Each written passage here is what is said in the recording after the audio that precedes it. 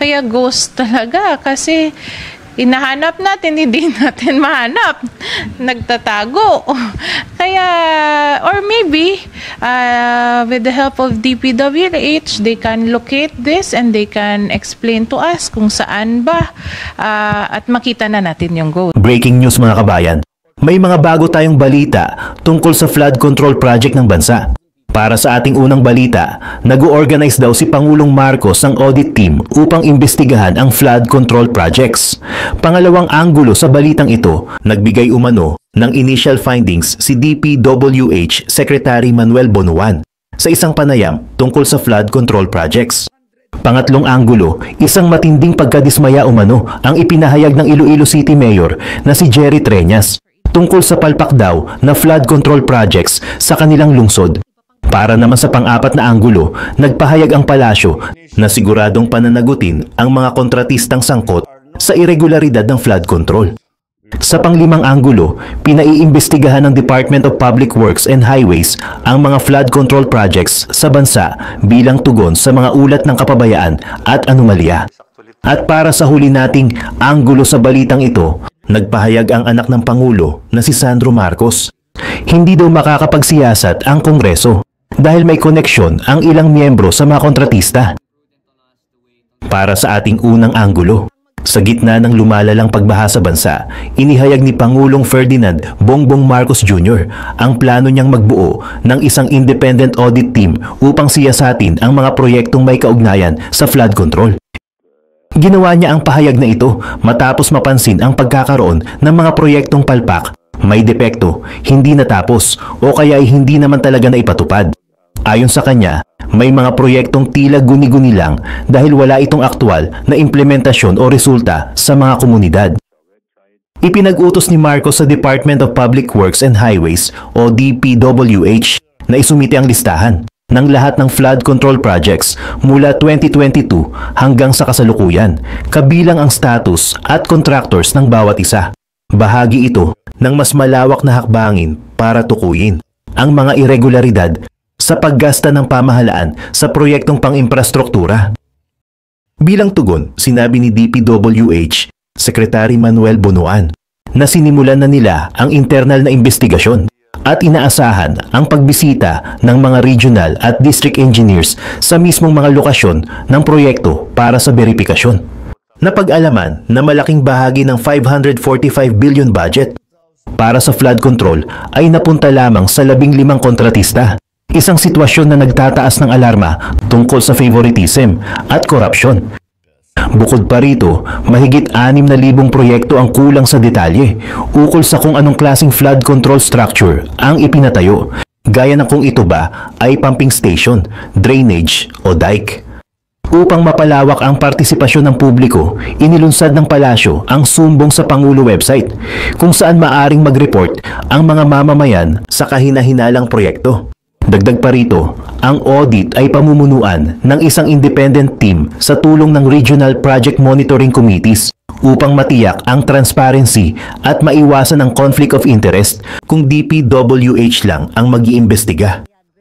Samantala, para sa pangalawang anggulo, sa isang panayam, inilahad ni DPWH Secretary Manuel Bonuan ang mga paunang natuklasan ng kagawaran kaugnay ng mga proyektong flood control kasunod ng direktiba ni Pangulong Ferdinand Marcos Jr. na imbestigahan ang posibleng anomalya sa mga ito.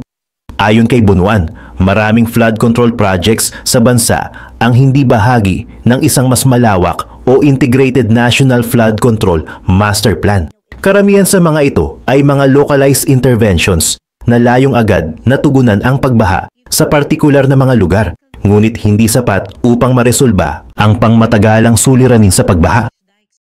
Inamin din ni Bonuan na may kakulangan sa koordinasyon sa pagitan ng national agencies tulad ng DPWH, MMDA at mga lokal na pamahalaan na nagiging sanhi ng pag-uulit ng mga proyekto o hindi pagkakatugma sa implementasyon.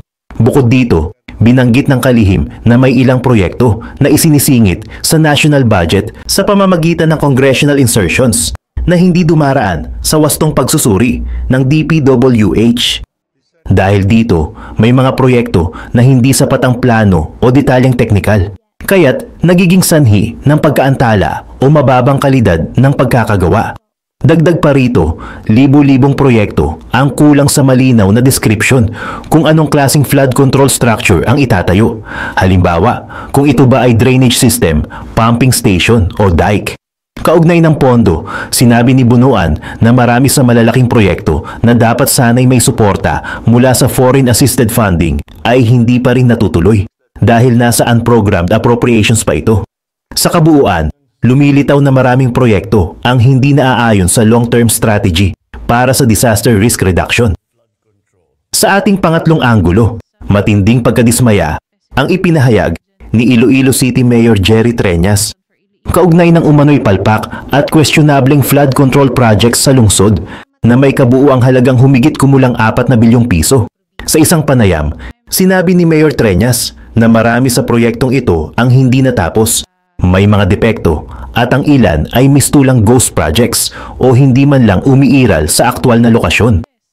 Kung hindi palpak, hindi tapos o nawawala umano ang aabot sa 4 na bilyong pisong halaga ng flood control project sa Iloilo City ayon sa kanilang mayor.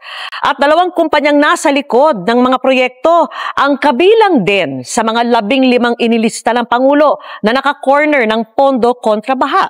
Nang manalasa ang magkakasunod na bagyo at habagat sa Visayas nitong Hulyo, binaha ang Iloilo City kung saan may namatay, gayon din sa Oton at iba pang bayan sa probinsya. Sinisi ni Iloilo City Mayor Raisa Treñas ang anyay mga palpak na infrastruktura, hindi tapos na mga proyekto at ghost o nawawalang flood control projects. Aabot anya sa 4 na bilyong piso ang halaga nila sa loob lang ng 2 taon. Yung iba hindi namin makita kasi sometimes sa projects naka-specify lang, naka-general lang, slope protection for Iloilo or walang specific address. So kaya hindi din kami makabigay ng specific kung ano ba details kung paano na or kamusta na yung project. 2 sa mga kumpanyang nasa likod ng mga proyekto ay kabilang sa 15 kumpanyang pinangalanan ni Pangulong Bongbong Marcos na naka-corner ng 20% ng mga pondo para sa kontrabaha sa buong bansa. Sila ang Timothy Construction Company at Alpha and Omega General Contractor and Development Corporation. Kaya ghost talaga kasi inahanap natin, hindi natin mahanap. Nagtatago. Kaya, or maybe, with the help of DPWH, they can locate this and they can explain to us kung saan ba at makita na natin yung ghost. Baka buhay pala.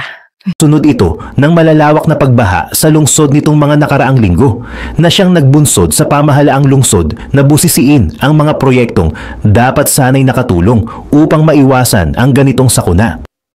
Ayon sa alkalde, ang mga proyektong ito ay bahagi ng mga flood control initiatives ng DPWH at pinondohan ng pambansang pamahalaan. Isa sa mga kinu-question contractors ay ang St. Timothy Construction at Alpha and Omega General Contractor and Development Corporation na umano'y kabilang sa 15 kumpanyang tumanggap ng malaking bahagi ng flood control budget mula 2022. Subalit sa kabila ng malaking halaga ng pondo, may mga proyekto raw na hindi mahanap sa field, kulang sa dokumentasyon at wala ring konkretong ebidensya na naisagawa ang konstruksyon. Dagdag pa ni Mayor Treñas, hindi lang walang naitulong ang mga proyektong ito, may ilan pang araw na maaaring nakadagdag pa sa pagbaha. Kaya't hiniling niya sa DPWH na magsagawa ng masusing review. At nanawagan din siya sa Department of Environment and Natural Resources at independent engineers na tumulong sa technical assessment. Kung mapatunayang delikado o mali ang pagkakagawa ng mga ito, posibleng ipatigil o ipabaklas ang mga estruktura para hindi na magdulot ng dagdag na peligro sa mga residente. Ang panawagan ni Mayor Treñas ay nakakuha rin ng suporta mula kay Pasig City Mayor Vico Soto na nanindigan na kailangang may managot sa mga irregularidad. Ayon sa kanya, oras na upang putulin ang siklo ng kapabayaan at katiwalian, lalo na sa mga proyektong dapat ay nagsisilbi sa kaligtasan ng mamamayan. Sa ating pang-4 na anggulo, mariing inihayag ng palasyo na pananagutin ang mga kontratistang sangkot sa mga irregularidad sa flood control projects sa buong bansa. Ayon sa Malacanang, hindi palalagpasin ni Pangulong Ferdinand Marcos Jr. ang mga kumpanyang may kapalpakan sa pagpapatupad ng mga proyekto, lalo na kung ito ay naging sanhi ng patuloy na pagbaha sa mga lugar na dapat sanay na protektahan. Kasama sa mga parusang kinakaharap ng mga kontratistang ito ang posibilidad na ma-blacklist, isailalim sa investigasyon at masampahan ng kaukulang kaso kung mapapatunayang may pananagutan sila sa kapabayaan o katiwalian. Ang anunsyo ay kasunod ng resulta ng paunang audit na ipinag-utos ni Pangulong Marcos sa DPWH matapos niyang ilahad sa kanyang State of the Nation address na may malaking bahagi ng flood control projects ang kapansin-pansing may problema. Lumabas sa investigasyon na mula 2022, umabot sa mahigit 545 billion ang nailaan sa flood control projects at tinatayang 100 bilyon dito ay napunta lamang sa 15 kontratista. Bukod pa rito, natukoy na may mahigit 6,000 proyekto ang walang malinaw na detalye kung anong uri ng flood control infrastructure ang isinagawa. Isang senyales ng posibleng katiwalian o maling paggamit ng pondo. Bilang tugon, inilunsad ng pamahalaan ang website na Sumbong sa Pangulo kung saan maaaring i-report ng publiko ang mga kahina-hinalang proyekto sa kanilang mga lugar. Tiniyak ng palasyo na babasahin mismo ng Pangulo ang mga sumbong upang tiyakin na may aksyon at accountability. Dagdag pa rito, binuo ang isang independent audit team upang magsagawa ng mas malalim na pagsusuri sa tulong ng iba pang ahensya gaya ng DEPDEV, DBM at DILG. Samantala, para sa panglimang anggulo ng balitang ito, sa isang opisyal na paglalahad, muling pinatutunayan ng pamahalaan ang seryosong pagtutok nito sa mga proyektong pang-flood control ngayong panahon.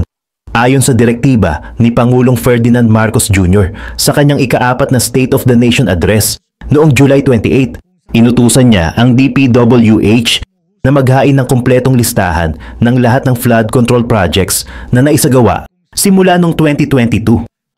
Lahat ng nasa proseso o natapos na bilang unang hakbang ng kanyang iniutos na komprehensibong audit at performance review ng naturang mga proyekto.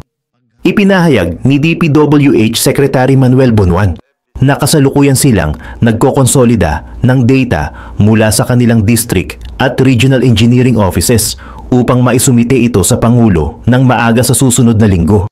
Tinaya nila na mula July ng 2022 hanggang May ngayong taon, mayroong 9,800 flood control projects ang naisagawa sa buong bansa. Ang mga proyekto ay ire-review ng mga regional project monitoring committees para tukuyin kung alin ang palpak, hindi natapos o ghost projects bilang bahagi ng audit. Hindi lamang iisa o dalawa. Layo ng administrasyon na isa publiko ang listahan ng mga proyektong ito upang hikayatin ang mamamayan na magsilbing mapanuring pair of eyes. Anumang puna, impormasyon o kahina-hinalang detalye ay maaaring ipasa upang makatulong sa investigasyon. Nagpakita ng determinasyon ang Pangulo na patas at walang pinapaboran. At tiniyak na sino mang mapatutunayang sangkot sa kapabayaan o katiwalian, lalo na mga kontratista, ay pananagutin at maaaring sampahan ng kaso. At para naman sa panghuling anggulo ng mga balitang ito, sinabi ni Ilocos Norte, Representative Sandro Marcos na hindi nararapat na ang Kongreso ang manguna sa investigasyon ng mga anomalya sa flood control projects dahil may ilang miyembro nito na konektado sa mga kontratista. Anya, hindi makatarungang imbestigahan ng isang institusyon ang sarili nitong mga kasapi. Sa halip, mas angkop daw na ang executive sa pamumuno ng Pangulo ang manguna sa pag-audit at pagtukoy ng mga irregularidad, lalo na't may nauna na itong inilabas na pangalan at detalye. Gayunman, iginiit ni Sandro na dapat tumulong pa rin ang Kongreso, hindi man bilang pangunahing investigador, kundi sa iba pang paraan tulad ng pagsusulong ng mga panukalang batas. Binanggit din niya ang posibilidad na tumutok ang Kongreso sa isyong konektado sa pagbaha, gaya ng waste management sa Metro Manila. Nilinaw niyang ang pananaw niya ay para maiwasan ang conflict of interest at mapanatili ang kredibilidad ng investigasyon.